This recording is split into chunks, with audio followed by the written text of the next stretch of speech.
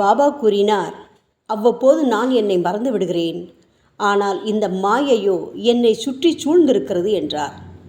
இறைவனிடம் அடைக்கலம் புகுந்தவர்கள் விடுதலை பெறுவார்கள். மாயையை சோதிக்க விரும்புவோர் அதில் சிக்கிக்கொள்வார்கள். ஒரு முறை மாயை பற்றி தெரிந்து கொள்ள நாரதர் விரும்பி நாராயணரிடம் கேட்டார். அதை காட்டுவதாக அழைத்துச் சென்ற நாராயணர் ஒரு இடத்தில் தனக்கு தாகமாக இருப்பதாகவும் நீர் வேண்டும் என்றும் கேட்டு உட்கார்ந்து விட்டார். நீர் எடுக்கச் சென்ற நாரதர் அப்சரஸ் ஒருத்தியை பார்த்து மோகம் கொண்டு அவளை மணந்து குடும்ப வாழ்வில் ஈடுபட்டு விட்டார். காலப்போக்கில் அவருக்கு பிள்ளைகள் பிறந்தார்கள். ஒரு நாள் வெள்ளம் வந்து மனைவி மக்கள் தண்ணீரில் அடித்து கொண்டு போய்விட நாரதர் துக்கம் தாழாமல் அழுதபடி உட்கார்ந்திருந்தார்.